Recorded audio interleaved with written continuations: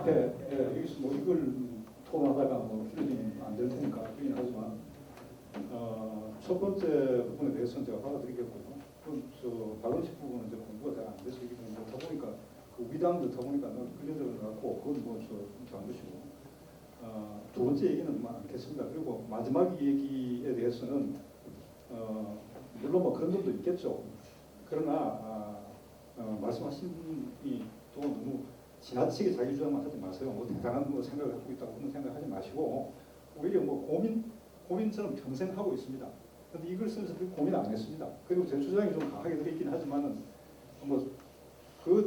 이게 오히려 이제 그런 방금 말씀하신 뭐냐면 그 부분에 대해서 제가 무슨 뭐 전통을 어쩌고 이런 얘기 아니라 전통이 가지고 있는 그 시점에서는 상당한 비판 위에 들어서서 얘기 안 했죠. 전통 얘기하는 사람들이 흔히 복고주의에다가 기술 경시에 빠져 있어서 현재 지금 어디에 있는데 역사라는 게 뭐 때문에 합니까? 지금 이렇게 현재적 관점 쳐야죠. 그런 관점 바라보면은 방금 말씀하신 지금 그 분들에서 제가 앞으로 공부를 위해서 좀 많이 이제 열어놓긴 해야 되겠지만 그 시절에서 전적으로 동의할 수도 없습니다. 이상입니다. 네네. 토론이 갈수록 또 이렇게 예, 치열해지고 있는데요. 사실 이제 우리 양명학에서도 우리가 쭉 후대로 계보가 있지만 또 우파다 잡고다 뭐 이런 거를 할 때는 그래도 좀 동시대 인물 중에서 서로 이제 좀 비교를 해야 되지 않나 이런 생각을 좀 해봅니다. 그리고 물론 이제 우리 윤 선생님 상당히 이제 역사학자로서는 상당히 과감한 발언을 오늘 발표에서 이제 좀 해주셨는데 또 이제 발표회장이니까 또 우리가 좀 자유로운 본인이 가지고 있는 생각들을 또 과감하게 해볼 수 있다고 좀 생각이 듭니다. 두 개의 이제 논평을 마쳤고요. 이제 지금 남은 이제 두 논평은 이제 오늘날에서 혹은 이제 이 시흥에서 하곡학을 어떻게 좀 발전시키고 또 많은 시민들에게 이 정제주의 사상과 업적을 좀 우리가 알려서 또 이제 앞으로의 이 시흥에서의 대표 인물로 좀 우리가 어떻게 자리매김할 수 있을까 하는 이제 고민을 좀 논의했던 그 논문들이었던 것 같습니다. 세 번째로 우리 조지 선생님 발표하신 하곡학 시흥과 강화도에서의 차이와 전망에 대해서 김민재 선생님께서 논평을 해주겠습니다. 예, 방금 소개받은 김민재입니다. 저는 충북대학교 사범대학에 재직하고 있습니다. 짤막하게 말씀드리면 조지선 박사님이 말씀하신 거에 대부분 다 동의하면서 한두 가지 질문만 드리도록 하겠습니다. 첫 번째는 하곡학의 가능성에 대한 것입니다. 발표자 불류 박사님은 제4장의 1절에서 하곡학 연구의 역할과 기대 효과를 밝히면서 초연결된 사회를 살아가는 현대인들에게 소통의 메시지를 전달하고 한국 양명학의 국제적 위상 제고에 기여를 할 수 있고 한국학 연구의 활성화에 기여 등을 제시하고 있습니다. 그런데 저도 학국을 전공했지만 학국을 전공한 사람의 시각에서 봤을 때 이런 말이 좀 이상하긴 하지만 학국학이 이만큼의 가능성을 가지고 있는지 좀 의문스럽습니다. 일례도 초연결된 사회라고 지금 제시되어 있는 저주들과 하곡학의 연결 가능성을 논의하고 있는 몇 편의 글들을 보면 대체로 왕수인이 먼저 거론되고 하곡은 뒤에 언급되는데 그나마도 왕명 사상과의 연결 맥락이 부각되고 있는 형편입니다.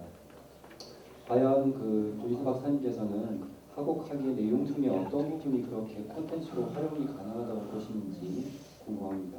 두 번째는 이미 일정 부분 김덕균 교수님과 조지선 박사님 두 분 다 해서 이제 내용을 해주시긴 했는데 시흥에서의 하곡학 발전에 대한 것입니다. 이거를 통해 강화도에서 이루어지고 있는 하곡학 연구 현황에 대해서는 구체적으로 알 수 있었습니다.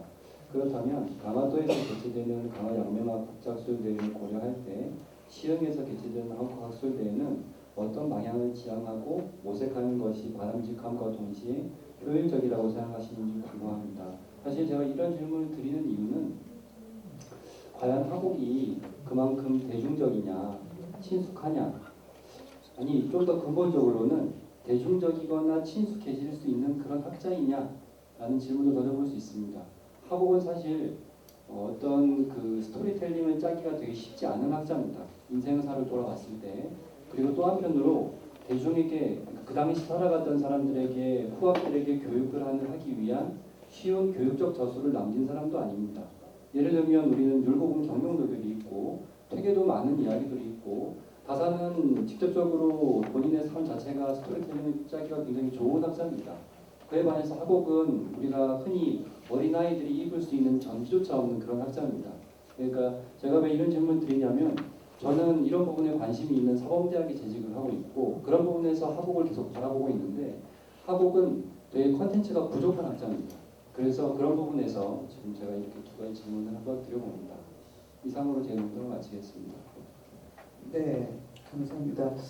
사실 저도 이제 우리가 오늘 뭐 하곡학 이렇게 이제 표현을 하고 있는데 저도 이제 박사과정 때 정량환 교수님한테 이제 정량현 선생님한테 한문을 배우면서 그때 처음으로 이제 강화파라는 말을 들었어요. 우리 이제 강화파라는 게 민영규 교수님이 처음 사용하셨다고 하는데 제가 이제 그 이후로 정량 선생님한테 뭐 이광사나 이건방이나 이건창 이런 분들 글을 이제 읽으면서 이제 강화파를 알게 됐는데 이제 오늘 제가 이제 오늘 조재현 선생님 발표를 듣다 보니까 이제 오늘 뭐 주제이기도 하지만 이제 한국화 또는 이제 강화파 또 강화양명학 한국 양명학의 다양한 이제 표현을 쓰고 있더라고요.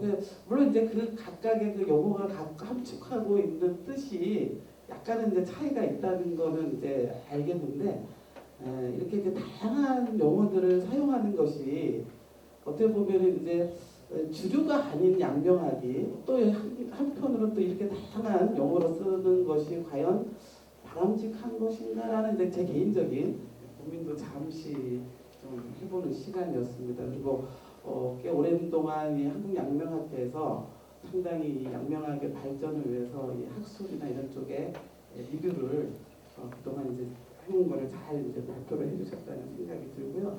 사실 이 질문은 네 번째 발표하고도 사실 이제 연관이 되는 문제이기도 합니다. 근데 이제 토론해 주셨으니까 조 선생님이 또 답변을 해주시겠습니다.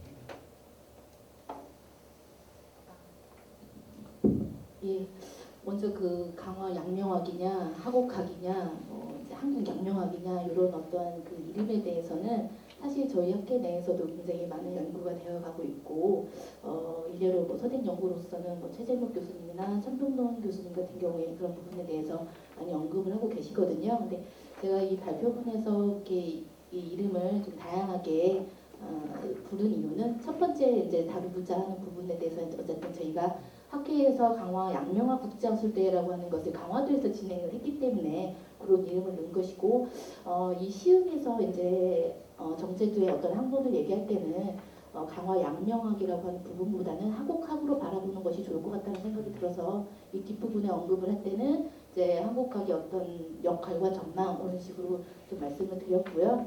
먼저 그 김민재 교수님께서 주셨던 어떤 질문에 대해서는 첫 번째 질문이 이제 한국학이 어떤 그 굉장히 그 첫 번째 질문에 대해서는 어떤 한국학이라고 하는 것이 그렇게 거창한 것이냐라고 하는 부분이었는데요.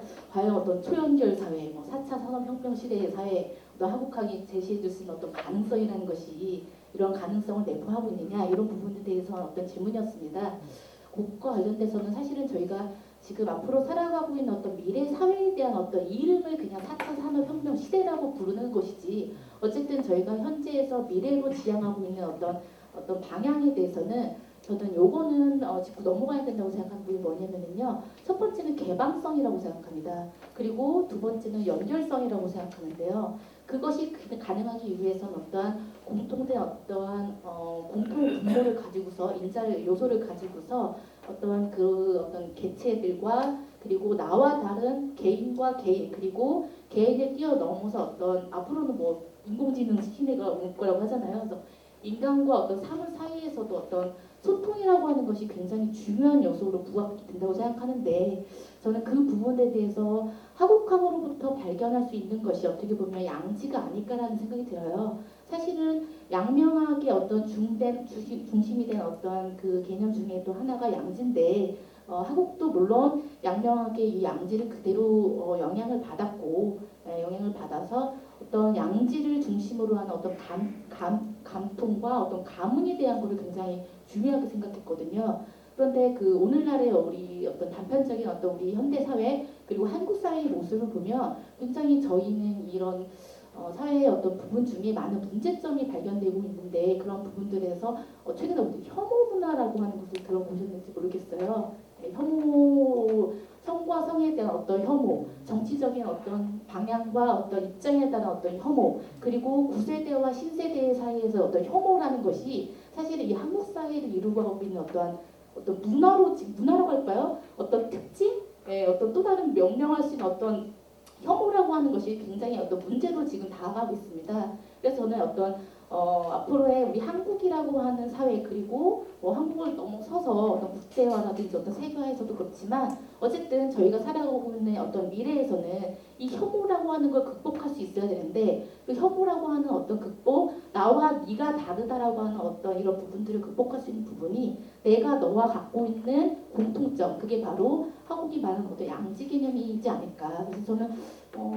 가능성이 없다고 생각하지는 않고요. 이런 부분들을 저희가 조금 더 제대로 이렇게 연구를 하고 집중해서 또 현대 사회 문제와라든지 이런 부분들과 연결시켜서 본다면은 충분히 가능성이 있다고 생각합니다. 굳이 현대 사회라고 하는 거 그리고 앞으로 미래 사회라는 이름을 거창하게 4차 산업혁명 시대라고 명명해서 그렇죠. 저는 그 방향이라고 하는 부분에 대해서 한국학이 갖고 있는 분명한 어떤 개방성이라든지 이런 어떤 소통이라든지 공감을 중요시켜 얽히는 부분에 대해서는 저는 분명히 요소를 갖고 있고 가능성이 있다고 생각합니다. 그리고 이제 두 번째 질문에 대해서는 저희 김덕기 교수님하고 제가 같은 어떤 공통된 부분이라고 생각을 하기 때문에 그 두 번째에 대한 어떤 답은 교수님께 부탁드려도 될까요? 네, 어떻게 답변이 되셨습니까? 일단 충분한 답변이 됐고요. 일단 그리고 사회자께서 말씀하신 다양한 용어 사용에 대한 부분은 양명에서 다양한 용어를 사용하고 있는 것은 그 용어들이 충분히 함의가 가지고 설득력만 있으면 문제가 없다고 생각하기 때문에 그런 부분에 있어서 지금 양명학계 내에서 끊임없이 정비해 나가고 있는 부분이라 그 부분은 더 이제 기회가 되어서 좀 이렇게 소상하게 밝힐 수 있으면 좋겠다는 생각이 들고 아까 그 조 박사님이 말씀하셨던 공통분모, 개체들과의 연결성, 개방성. 근데 사실 개방성과 연결성이라고 하는 것들만 따지면 양명학이 아니어도 됩니다. 물론 우리가 이제 생각하는 그런 교조화된 성리학을 생각하면 닫혀있다고도 볼 수 있겠지만 성리학에도 충분히 그런 부분들은 있다고 생각하고 그리고 하곡의 양지가 과연 왕순의 양지만큼 개방적인가에 대한 부분도 고민을 해봐야 됩니다. 하곡은 양지를 굉장히 조심스럽게 다루고 있기 때문에 우리가 흔히 생각하는 것처럼 개방성과 어떤 그 만물일체에 대한 부분이 잘 들어가지 않은 학자 중에 한 명이고요. 감통이라는 부분도 사실 하곡보다는 오히려 정인보가 훨씬 더 그런 부분이 잘 보입니다. 저는 지금 말씀하셨던 부분에 충분히 공감하는 한편 저희가 하곡의 양지 개념을 좀 더 충실하게 이해하고 난 다음에 그걸 현대적으로 변형하는 것이 수순이 아닌가 하는 생각을 하고 있습니다. 예, 감사합니다. 예, 점점 이제 우리 하곡학이나 시흥에서 어떻게 발전시키냐라는 이제 주제로 저희가 이제 가고 있는데요. 저도 이제 한 2년 전에 프라하에 갔더니 프라하의 인물을 하면은 또 이 문학에서 카프카지 않습니까?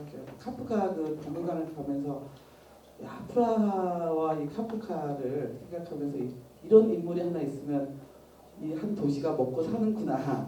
그런 생각을 해서 우리가 뭐 과거 인물들을 터무니없이 위대하게 높이 평가할 건 아니지만 각 지역마다 정말 이렇게 오히려 많이 이 위대한 인물 또 오늘날에도 여전히 그분들의 사상이나 정신이 이어받을 수 있는 부분들을 많이 좀 사장시키고 있지 않나 해서 이 지자체에서도 많이 좀 노력을 해야 되지 않나 이런 생각을 합니다.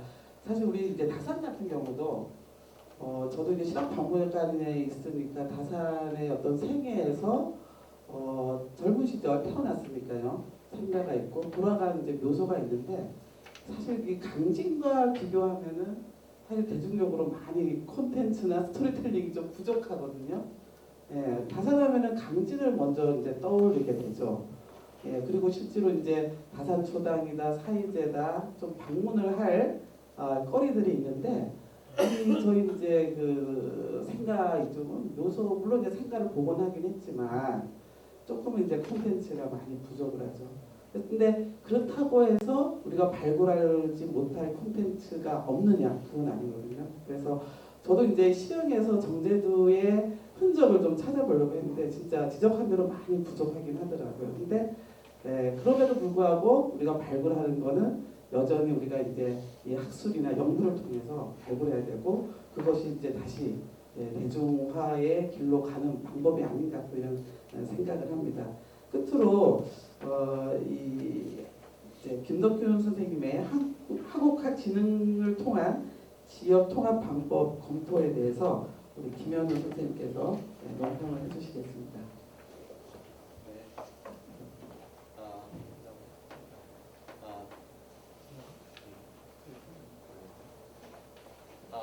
들리시나요? 예. 죄송합니다. 예. 우선 하국학을 중심, 제 토론문은 171페이지에 있습니다. 저는 조선대학교의 김영우라고 합니다. 어제 광주에서 집으로, 저희 집이 파주다 보니까 집으로 와서 중간에 또 한국 들렸다가 와서 이제 왔습니다. 우선 하국학을 중심으로 정제도를 중심으로 내고 매년 학술대회를 개최하시는 시흥문화원의 학자의 한 사람으로서 감사를 드리고요. 개인적으로는 2016년에 이어서 두 번째 토론 참여인데 그래서 이런 행사를 이렇게 3회나 지속했다, 4회인가요? 4회 정도 지속했다는 게 감사하고 또 감회가 새로울 뿐입니다. 제가 사실은요, 저도 제가 이제 이런 요청을 받으면 잘 안 갑니다. 안 가는 이유가 뭐냐면 저의 한계를 많이 느껴요. 근데 저는 이제 전통 학문에 또는 근대 학문에 하는 철학을 연구하는 유교 철학을 연구하는 사람인데 어떻게 일종의 문화 사회학이라고 할 수 있는 이 문화와 사회를 연결시키는 이런 쪽의 문장을 할 수 있을까? 제 이제 기본적인 영역은 아니기 때문에 사실은 맞죠. 우리가 이제 율곡학을 얘기하고 있고 이제 파주에 사는데 율곡학을 얘기하고 있고 뭐 퇴계가 계시는 영남 지역에는 퇴계학이 또 하는데 그 당시의 퇴계학, 그 당시 율곡학이 아니죠. 지금 우리의 필요에 의해서 만들어진 전통입니다. 그러면 어떻게 보면 하곡학이라는 것도 지금 우리가 시흥에서 이렇게 하곡학이 필요하다고 이렇게 이렇게 많은 분이 소수인지는 모르겠습니다만 알고 계신데 이것도 사실 어떻게 보면 만들어진 전통이죠. 만들어가는 전통 이런 것입니다. 그런데 이런 만들어지고 또는 만들어가는 전통에 대해서 아주 골수 인문학자, 골수 철학자 입장에서 다소 회의가 된다 또는 선생님들께 조금만 제안을 두고 싶다. 왜냐하면 이런 비판적 의견도 발전하는 데 좀 도움이 되지 않을까 이런 생각이 들어서 글자 적어봤습니다. 우리 김단장님께서 말씀하시는 것이 사실은 또 부정적인 것은 아닙니다. 그러나 조금 더 검토해야 될 부분이 있다라는 얘기를 하는 겁니다. 제가 이제 모 기관, 아마 여기는 아마 연구재단일 것 같은데 연구재단에서 무슨 연구 공모 사업에 보면 이런 글이 항상 나옵니다. 연구 성과 기여도, 이를 보면 연구 성과의 국가 및 지역에 대한 사회적 경제적 기여도 이거 안 쓰면 떨어집니다. 거의. 근데 우리가 잘 아시는 하곡학, 학문적 연구에서 어떻게 경제가 발전하고 사회가 발전하는지 또 저는 이제 박은식 전공이죠. 박은식 전공에서 어떻게 사회가 발전하고 경제가 발전하는지 도대체 저는 이것을 쓸 적마다 고민을 엄청나게 많이 합니다. 그거는 왜냐하면 우리가 알고 있는 문화 또는 인문이라는 것이 경제적 가치로 환산하기가 너무 어렵기 때문입니다. 그래서 그렇다면 경제와 문화 이걸 어떻게 설명해야 될 건가? 또 정확히는 어떤 것이 바람직한 관계인가? 이런 고민을 하지 않을 수가 없었어요. 그래서 이 부분에 대해서는 이제 단장님께서는 분명히 전통 문화 또는 문화의 정체성이 확립되고 그 운동, 그러면 이제 전통으로 얘기하면 묘용이죠. 묘용의 차원에서 경제적 이익이 있다고 언급하시는 것 같습니다. 뭐 저도 거기에 동의를 합니다. 그러나 이게 거꾸로 가서는 안 된다는 겁니다. 경제적 이익, 사회적 통합, 뭐 정치적 목적 이런 것을 위해서 문화가 만들어져서는 안 된다는 겁니다. 그게 제가 하는 얘기입니다. 오히려 중국의 양상을 좀 보면은 제가 172페이지에 이게 칼라였으면 더 좋았을 것 같은데 라는 생각이 듭니다만 제가 이제 작년에 이제 모 기관의 초청으로 난징 서하사를 갔습니다. 서하사는 굉장히 유명한 절이고요. 그 이제 우리나라 고구려의 대표적인 승랑 이제 유식론을 이제 뭐 계속 유식종인가요? 제가 불교는 잘 모릅니다만 하여튼 거기에 연유했다는 그 승랑이라는 승려가 그러니까 자기 생애 말에 거기서 거하는 아주 대표적인 중국의 그 정말 위대한 문화유산이자 도사찰입니다. 근데 가봤는데 우리나라 석굴암의 원형을 거기서 찾을 수 있었어요. 그런데 이상하게 한 30% 정도의 석굴이 목이 없어요. 훼손이 됐어요. 그리고 붙여진 것도 있는데 제대로 붙여졌는지도 의문이에요. 그러니까 이게 너무 석굴이 많으니까. 그리고 더 중요한 건 회치를 했어요. 그러니까 회색칠을 했어요. 그래서 왜 회색칠을 했냐 이렇게 물어봤더니 관광의 목적을 위해서 빨리 복원하다 보니까 회치를 했다는 겁니다. 그래서 오히려 제2차 훼손이 일어나고 있다는 겁니다. 그다음에 이제 몇 년 전에 이제 귀주 아까 이제 우리 귀주하고 이제 양락학교도 많이 이제 관련있고 저도 딱 한 번 봤습니다. 갔는데 정말 그 거대함에 놀랄 수가 없습니다. 귀주라고 하면은 중국에서 최고 변방 중에 변방이고 거기는 묘족이라고 그래가지고 정말 그 왕양명세에 가서 그들을 교화시켰다고 하는 그 나무 속에서 살고 있는 원숭이처럼 살고 있는 사람들인데 농사짓는 법 가르치고 옷 입는 법 가르쳐줬다는 그 묘족인데 그 땅에 공학당이라고 해서 공자와 그 제자들을 모신 사당, 그러니까 성균관 안에 보면 대성전이죠. 명륜당 이런 걸 만들었는데 정말 어마어마해요. 한국에서는 이런 뭐 대학교보다도 더 클 정도로 어마어마해요. 근데 콘텐츠가 없어요. 그 왜냐하면 거기 보통 우리 공문 10철 그리면 10명인데 공문 10철의 내용이 없고 또 주자 양명까지 다 있다 보니까 양명하고 준다 보니까 근원이 없는 지금 우리의 필요에서 당대 중국에 의해서 필요에 만들어 놓은 공학당이 돼버린 겁니다. 그래서 저는 이런 걸 봤을 적에 우리 이제 하곡학을 다시 이제 시흥에 이제 이식시키려고 하는 또 그게 문화적 가치로서 재확인하려는 우리 시흥에서도 이 부분을 좀 검토해 주셔야 된다. 즉 학적인 영역과 그 학문적인 영역이 기본이 돼야지만이 그리고 그것이 충실한 복원과 보증이 돼야지만이 그 이후에 문화적 가치, 경제적 가치가 수반이 되는 것이지 그것이 아니라 성급하게 그러니까 경제적으로 뭐를 위해서 문화적으로 위해서 사회 통합을 위해서 그러니까 그런 거 많습니다. 사회 통합을 위해서라는 목록으로 지방자치단체에서 그 축제 같은 것도 하고 그래요. 파주의 율곡제는 거의 축제입니다. 학술대회가 아닙니다. 율곡을 빙자한 어떻게 보면은 장사터라고 할 수 있을 정도입니다. 예. 그런데 그렇게 돼서는 안 된다는 겁니다. 그렇게 되면은 그러니까 명분이라고 할지, 그러니까 명실이라고 할지, 명도 있고 실도 있는 겁니다. 그래서 만약 그런 의미에서 이렇게 시흥 군화원에서 학자들을 초청해 놓고 그 의의를 드리고 그리고 하곡의 근본 사상을 현재적으로 재해석하려는 그런 인문학적 노력은 매우 가치 있다고 생각합니다. 그래서 그 연장선에서 조금만 더 말씀드리자면 우리가 학자들을 좀 더 많이 초청해 주시고 또 저희도 이제 순수학문보다는 좀 이렇게 강연학문을 좀 해서 지역사회에 융합할 수 있어요. 근본에서 벗어나지 않으면서도 지역사회의 요구를 수용할 수 있는 그런 새로운 창의적인 전통의 재발견이 필요하지 않을까 생각합니다. 그런 면에서 말씀드렸습니다. 제가 질문은 없고요. 그래서 이런 측면에서 조금 더 우리 단장님을 통해서 또는 시흥시 문화원을 통해서 발전했으면 하는 바람입니다. 네, 감사합니다. 혹시 또 두 분이 아까도 시각적으로 대조적인 그런 발표와 토론이 있으셨는데 혹시 발표하신 쌤, 김 선생님도 간단한 발언 있으시면 뭐 아주 적절한 말씀 주셨습니다. 학문이 순수성을 잃으면 그것은 학문이라고 할 수 없죠.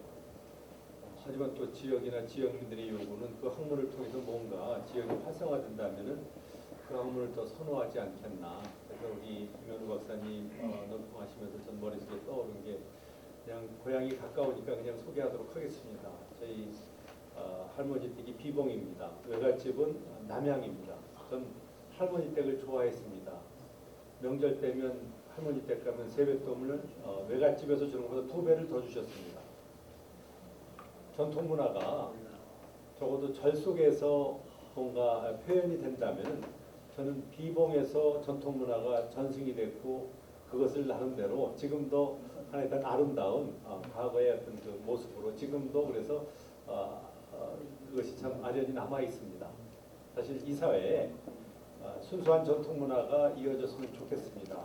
하지만 그것이 뭔가 지역에 경제적 도움이 된다면 더 많은 사람들이 찾아오지 않겠나. 그래서 두 가지가 양립 불가능하다면 어느 쪽을 선택할 수 있는가의 고민이 있겠지만은 양립 가능하다면 두 마리 토끼 다 잡았으면 좋겠다라고 하는 생각이 들면서 그래야만 또 많은 시민들이 여기에 또 관심을 가져줄 수 있지 않겠나라는 생각이 들었습니다.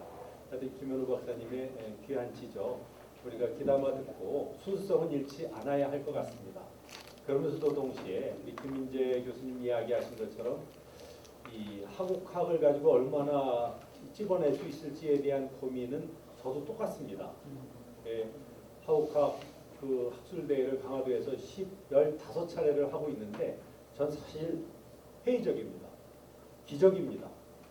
하국집 하나 가지고 15번 300여 편의 논문이 나왔다? 기적입니다. 하지만 내용을 면면히 뜯어보면 하국과 관계없는 게 어찌 보면 더 많을 수도 있습니다. 그런 의미에 있어서 사실 빈약한 것 인정할 수밖에 없지 않겠나. 그렇다면 하국학을 빙자해서 주변에 융합학문으로 함께 엮을 수 있는 것도 동시에 고려해야 되지 않겠나. 하국학을 큰 틀에서 심학이라고 한다면 심학과 관계된 뭐 심리학도 함께 연결을 시키고 또 지행을 이야기하면서 뭔가 이 사회에 바른 사회를 추구한다면은 인성과 관련된 학문도 우리가 좀 과감하게 하국학을 빙자해서 좀 다른 학문과 전맥시키는 작업도 필요하지 않겠나. 순수 하국학만 가지고는 이미 바닥이 났습니다. 그것은 우리가 인정할 수밖에 없다라는 말씀을 드리면서 그러한 주변 학문을 같이 개발하는 것도 하국학을 만약에 시험에서 살린다면 한 방법이 아니겠나라는 생각을 해보았습니다. 이상입니다. 네, 감사합니다. 저는 뭐 두 분 다 경청할 말씀들을 해주셨다고 생각하고요. 또 유명한 사회학자인 홉스봄이 지은 책 중에 그 유명한 전통의 창조와 날조라는 책이 있지 않습니까? 사실 이제 법고 창신 얘기도 모두 했습니다만은 우리가 이제 이 전통을 법고 창신의 정신으로 창조를 해 나가면 되죠. 날조를 하지 않고 창조해 나가는 것이 중요하지 않나 생각을 해보고요.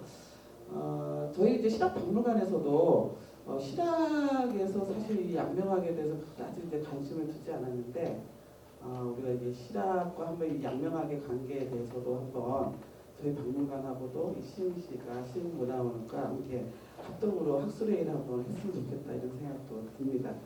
오늘 이제 그 발표와 토론을 해주신 선생님께 질의 토론은 이것으로 마치도록 하고요. 우리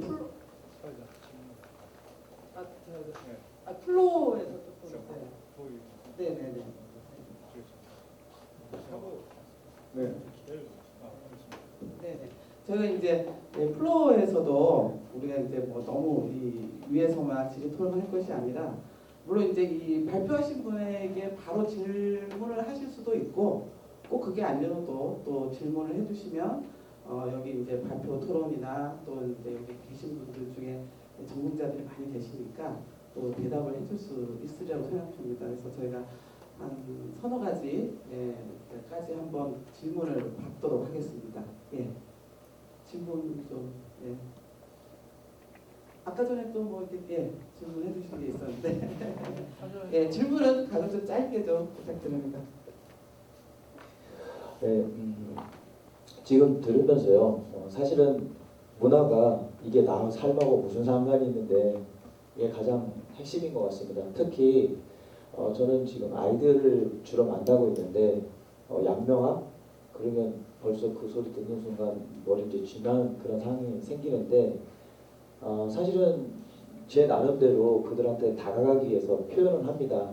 친구가 괴롭힘을 요즘 학교에서 학폭이라든지 이런 괴롭힘을 많이 당하는데 그거를 네가 막지 못하고 집에 갔을 때 어떤 마음이 들까 해서 양지를 설명하고 있는데요. 왜 그 유학에서 출발한 성리학하고 양명학은 그 바라보는 게 뭐가 그렇게 다른 건지 정확하게 감이 안 와요. 유학에서 똑같이 그걸 해서 성리학하고 양명하고 이야기하는데 학자분들은 그 선을 알겠지만 일반 사람이 봤을 때는 그게 진짜 구분이 안 간다는 거죠. 그것 좀 명확하게 좀 얘기해 줬으면 좋겠습니다. 네, 우리도 가끔 실학을 어떻게 한마디로 좀 아이들에게 쉽게 설명해 달라고 하는데, 예, 제가 네, 감사합니다. 죄송합니다. 네. 원래 네. 제가 학식이 가장 짧은데 그래도 제가 근대 학문을 하고 또 근대 사실 양명학 주작이라는 부분이 저도 한국에서는 근대이고죠. 그 전에는 다 이제 양명학이라는 건 다 이단이었죠. 왕학이라고 해서 이제 얘기를 하는데 우리가 이제 기본적인 패턴이 있는데요. 성리학 그러니까 우리가 조선시대에 되는 성리학은 기본적으로 도의 근원이 나의 밖에 있습니다. 나의 밖에 표준을 가지고 그 표준을 따라서 내가 행동을 하는 것이 이제 그래서 이제 이기론이라고 할지 기라는 것이 표준이고요. 반면에 양명학은 그 표준이 나에게 있습니다. 그래서 그 나의 속에서의 진심된 마음을 찾아서 그걸 통해서 발현을 한다는 것이죠. 그래서 양명학은 이제 하늘에 있는 성과 천리와 내 자신이 일치가 된다고 보고요. 반대로 주자학에서는 천리가 있으면 나와 천리가 이분적인 관계지만 그러니까 이것도 이제 좀 다릅니다만 천리가 있어서 나를 감동시키는 경우가 있고 이제 기독교처럼 이렇게 감동시키는 경우가 아니면 천리가 객관적인 천리가 있고 내가 스스로의 노력을 통해서 그 천리를 따라가려는 방법이 있습니다만 두 가지 경우도 다 마찬가지입니다만 일단은 내 밖에 진리가 있는 그래서 그걸 주자학에서는 중물분이라고 하고요. 증물분이라고 하고요.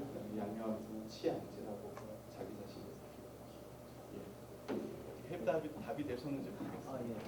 저희 사단집적 논쟁으로 네. 보면 이해가 잘 안 갔었는데 지금 간단히 이치가 밖에 있다고 일단 하시니까 네. 좀 와닿습니다. 조금 도움이 돼서 예, 예.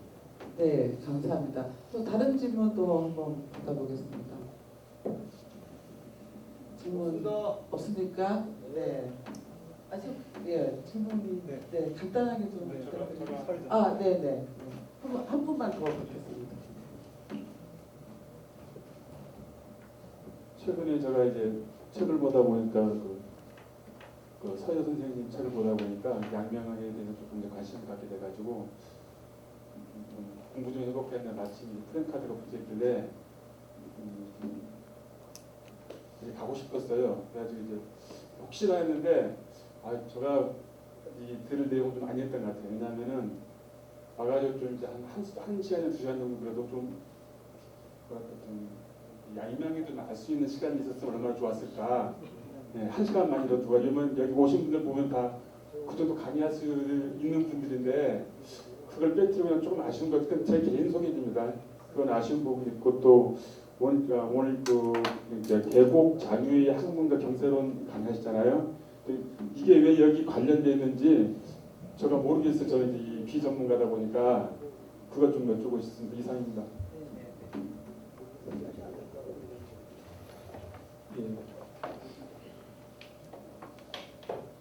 계곡에 대한 계곡 장흥에 대한 어떤 주제성들은 이번에 이제 이 주제가 이제 점점 힘듦하고 관련된 시흥에서 약간 그 학업학의 약간 전선 과정 그 부분입니다.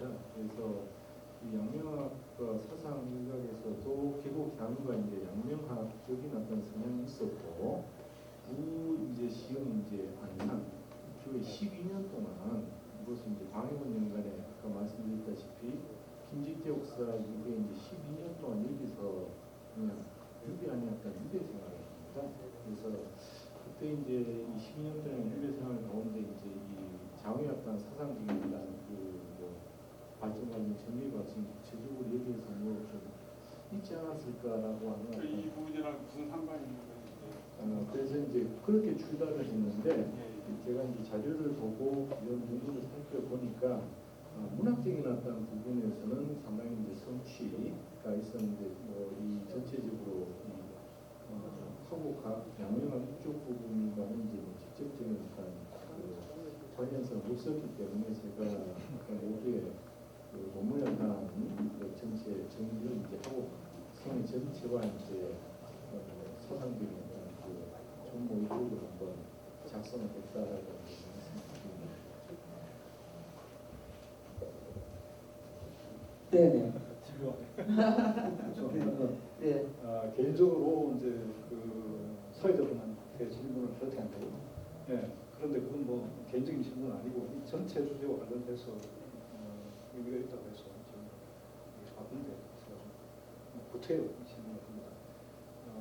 선생님 그 전공이 과학사라고 알고 있는데 오늘 하고 있는 이런 시기의 어떤 그 학옥학이라고 하는 사상사 철학 체계 속에서 이게 다분히 반대적으로 그러고 있거든요. 다산학교 요새는 많이 계속 읽어봐도 이것도 완전히 반대이고 이게 뭐 전부 이 사상이라는 게 필요 없다는 얘기는 아닌데 마치 근대적 사고 위에 그러니까 토대와 상구조, 뭐 존재 의식 이런 당위 이런 것들을 전부 분리해 놓은 근대적 사고방식에 다 지금 보니까 다 잡혀 있어가지고 그거 가지고 나를 보고 무슨 공부가 안 됐더니 이따 얘기를 하는 말도 안 되는 소리 반해봤겠죠. 포스트 모더를 얘기하시는지 모르겠다만 그건 뭐 지나간 얘기로 양대학과 공부해 오시는지 모르겠습니다. 공부를 해야 된다고 봐요. 그렇다면 지금 이제 아까 얘기하신 이것이 과연 제가 아까 얘기는 한번 했습니다만 개방성이, 포용성이 무슨 뭐 초연결 사회, 뭐 소통이 이런 얘기 하지만 중요하죠. 그거 다 해야 돼요. 근데 그것이 구체적으로는 기존의 민주화 문제로 이제 포괄이 될 수 있을 텐데 그거와 동시에 하나 노동 생산성의 문제, 과학기술의 문제 이런 문제 어떻게 연결되는지 문제를 자꾸 배제한단 말이죠. 구체적으로 얘기하면 여기서 이제 도대체 학원이 그런 얘기 구체적으로 해놓은 건 어떻게 하겠지만 어쨌든 그와 관련해서 뭔가를 찾아내고 그 얘기를 해줘야 한다. 그래야 이 근대를 뛰어넘는 그리고 경제적 관점에서 이 사고를 이게 학술적 의미가 있는 거지. 그래서 오늘 여기 지금 농업기술센터에서 하고 있습니다만 예컨대 무슨 학업에 한 얘기와 관련해서 스마트팜 이런 것들이 어떻게 관련이 되는지 이런 얘기도 하셔야 되고 연꽃과 관련해서 그냥 이거 그냥 팔아먹는다가 아니라 화학성 의미가 무엇이고 그리고 뭐 이런 식으로 얘기와 관련해서 그 부분을 자꾸 빼놓고 얘기하니까 자꾸 뭐 전통이 어떻고 당신 전통을 무시하고 또 이런 얘기 하는데 현재적 가능성이 없다는 거 부끄러워하셔야 될 것 같아요. 그 지점에 대해서 좀 사과를 하시면 네, 오늘 네 분의 발표가 아무래도 이제 그 4부는 저희가 이제 그 앞에 오전에는 이제 시민 토론이 있지 않았습니까? 근데 이제 이 4부는 아무래도 이제 학술 연구자들 위주로 발표를 했기 때문에 제가 이제 이 토론의 토론자분들의 의견을 이제 따르다 보니까 제 견해는 이제 가급적 이제 줄이긴 했습니다. 제가 작년에 그 천안의 한국기술교육대학에서 이제 학교 차원에서 홍대용을 학술을 하면서 그 지역의 실제로 어떤 사업이랑 어떤 연계성을 한번 이제 고민해보는 그런 이제 자리를 마련했는데 사실은 이제 이 학계의 학술과 현장의 그거를 바로 연결하기는 사실 쉽지는 않은 거죠. 네. 저희가 실학에서도 과학이라는 부분이 굉장히 중요한데 그 이전에는 국가 주도의 국가의 필요성에 의한 과학이 발전했다면 실학시대에는 개인이 중심이 되는 그런 과학으로 전환이 되거든요. 저는 그게 굉장히 근대성이라고 보는 거죠. 우리가 오늘도 제가 우리 양명학 양지 얘기를 많이 하는데 정말 우리가 경물이라는 것도 계속 사물을 궁구하고 해서 성인의 반열에 가는 것이 아니라 양지를 통해서 갈 수 있다는 것 누구나 그거야말로 저는 굉장히 근대성이라고 혹자에 의해서 해석할 수 있는 부분이라고 저는 생각합니다. 그래서 뭐 물론 이제 뭐 과학기술이나 이런 거를 그대로 얘기할 수도 있지만 뭐 그런 부분보다는 또 이 사부는 또 학술이니까 그런 부분을 어느 정도 더 우리가 활용 방안을 할 수 있는 학술 토론이라고 생각이 들고요. 마지막으로 김영기 그 시흥문화 원장님의 마지막 총평을 듣는 걸로 마치도록 하겠습니다.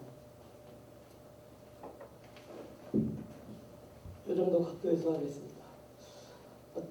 우선 먼저 사과의 말씀드립니다. 제가 오늘 학수대 오전에 이제 기조 강연까지는 제가 들었습니다. 근데 오후에도 또 준비하는 거 내일 이제 오픈식이기 때문에 연성문화재 준비 과정에서 제가 그쪽에 좀 참여를 했습니다. 그런 것 같습니다. 아까 그 정관장께서 말씀하시기를 그 청양용 하면은 강진이 떠오르지 그 태어난 양평가 그쪽에 태어나신 것 같습니다. 네, 많은 강진에 가셔서 많은 학자들을 배출하시고 그곳에 어떤 학문의 어떤 산지를 이렇게 키워놓으셨죠. 근데 저희 한국 총재 선생님은 가장 왕성기 때 여기서 20년을 살아주셨습니다. 그러시고 이제 그 양명의 뿌리를 내리셨는데 저는 사실 경제학과를 전공을 했는데 사실 그 양명학 쪽은 몰랐었습니다. 근데 그 우리 심일 선생님이 아마 그것을 발췌하다 보니까 양명학의 정대선 선생님을 이곳에서 이제 계셔오면서 이제 공부하셨다는 것을 알고 나서 조금 만만드린 그런 입장입니다. 제가 이제 부원장 시절이었었는데 저는 원장 된 지가 이제 3개월밖에 안 됐습니다. 그래서 이 바톤을 이어가면서 이번에도 학습 세미나 예산을 받았기 때문에 했습니다. 근데 저도 공부해 가면서 앞으로 이제 다음에 또 4차는 어떻게 준비할 것인가. 그러나 그 지방자치에서 가장 힘든 점이 우리가 아무리 요구가 있고 그 학문을 더욱더 우리 그 인문학을 발췌하고 시흥에 양명의 뿌리를 내리려고 해도 예산과 또 맞물려야 되는 그런 문제들도 있고 또 시장님도 이번에 바뀌셨기 때문에 그분의 또 마음을 좀 돌려서 저희는 그 학문을 연구하니까 좀 도움을 주십사하고 이렇게 청해야 되는 그런 부분들이 있습니다. 아무튼 지금까지 해왔던 거 저도 공부해가면서 시흥에 그 좋은 학문인 그 신학적인 그 심증리 모든 이치는데 마음이 있다 이제 이런 정도만 알고 있습니다. 어떤 그 성리학의 어떤 그 수직적인 것보다는 그 수평적인 그런 평론들도 쉽게 접할 수 있고 이미 그런 학문들이 요즘의 현대에서는 이미 들어와 있는 것 같습니다. 옛날에 감히 보지 못했던 그런 어르신의 가르침보다는 내가 정말 자신을 개발하고 또 깨달으면서 그런 것들을 또 실현해 나가는 것이 양명학이 있지 않나 이렇게 생각이 됩니다. 아무튼 내년에도 제4회를 꼭 이렇게 할 것을 약속드리면서 이만 인사에 가름하겠습니다. 감사합니다.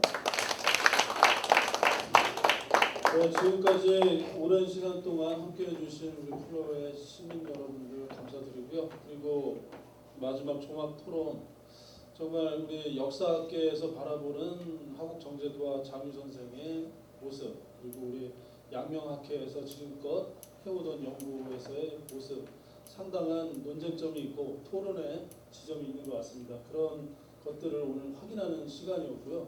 이런 것들이 건전한 토론을 통해서 이제 앞으로 학문이 발전하고 또 우리 시흥시에서 하국 정제도를 발견하고 그 인물을 선양하는 데 있어서의 우리의 목적의식이나 동기부여에도 큰 역할을 할 걸로 기대합니다. 오늘 토론을 이끌어주신 우리 정성희 학예사님 그리고 우리 발표자 여러분들 토론자 여러분들 정말 감사드립니다. 뜨거운 박수 부탁드리겠습니다. 네, 마지막 미소의미로 기념사진 찍도록 하겠습니다. 자, 그냥 마지막으로 그러면 우리 문화원 그러면 사랑해 한번 할게요. 예. 자, 문화원.